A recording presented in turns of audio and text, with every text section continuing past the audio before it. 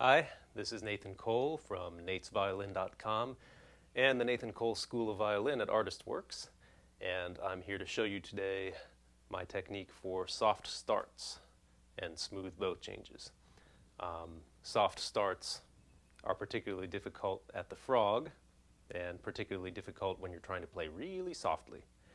And that's not all the time that we're trying to do that, but there are times in music and there are times under pressure where you really would like to be able to start at the frog very quietly, very smoothly.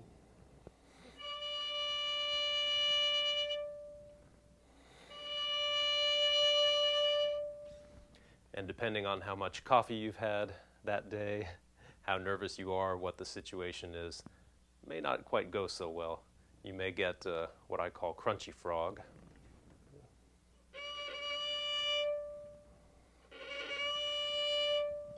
Just doesn't want to start so great. So then you change your bowing, you start at the tip instead, you play louder because you have to. But none of that's necessary. Now, I didn't invent this technique or this move. I'm not the only one who uses it, but I am the one that's going to show you how it works. So let's look at one basic fact about human anatomy and smoothness first. I'm going to take a pencil. I'm going to hold it up here. I'm going to try and lift it up, move it around very slowly and smoothly as I would my violin bow. And I want you to take a look and see if it's totally smooth or not. Here we go. I'm going to move it up a little bit. Very slowly.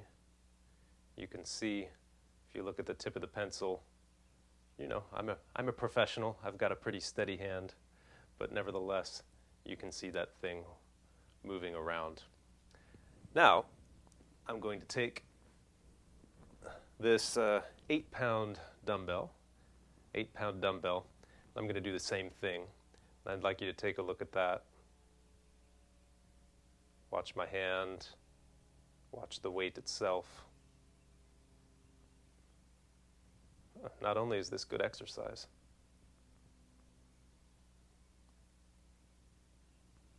but you can see it's very smooth, and the motion of my hand is very smooth.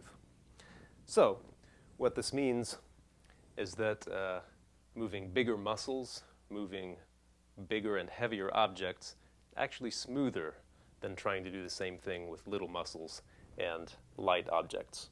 So we're going to put that to use by, instead of moving the bow, moving the violin.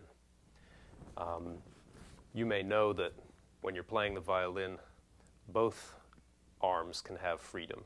If I'm facing you here, my violin may sometimes be over here, may sometimes be more in front of my face, and that's natural and very freeing, actually. That's a part of great violin playing. The right hand, of course, has that same freedom. Too often we get stuck, especially in the left arm, the placement of the violin. It's always staying in the same place. It's the stationary object to which we have to apply the bow. And that's a recipe for stiffness and the crunchy frog. So, the move for soft starts is to get the bow just as close to the string as you can.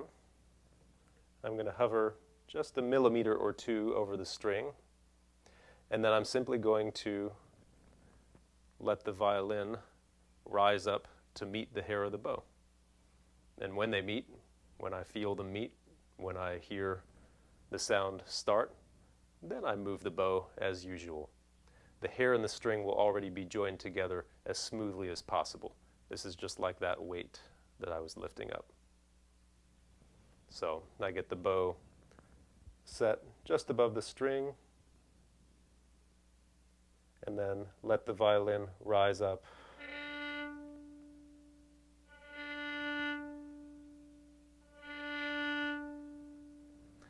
Now I'm playing as softly as I can.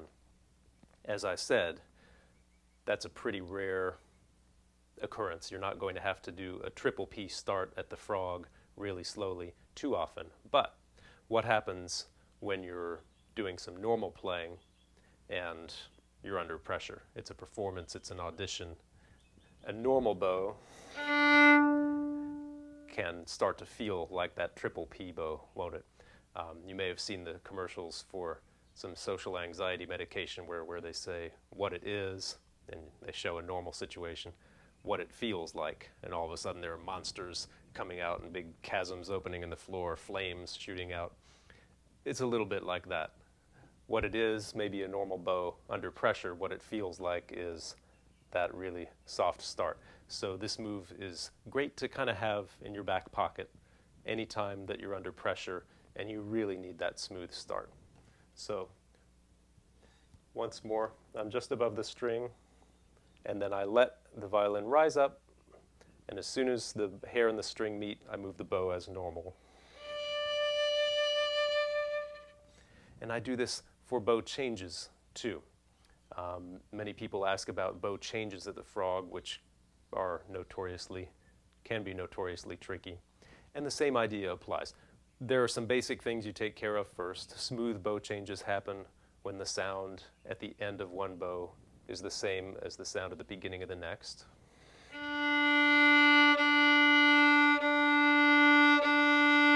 So I'm really not doing much with the hand or the arm. I want to keep the bow speed basically the same through the change. And that's well and good for bow changes at a normal dynamic. Again, when you take it down to 2 Ps, 3 Ps, you're trying to do it really softly. That's where this move for the smooth starts can also come into play. Just before the moment of the change, you let the violin rise up so that it's supporting the bow over the change. So now I play this as softly as possible.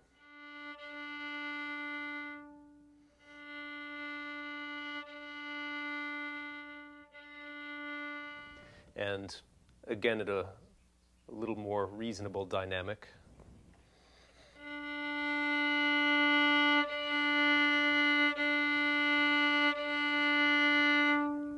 So the violin starts to rise up just before the moment of the change. And I'll use this anything I'm starting at the frog that does not need an articulation. That's easy. But if I want to start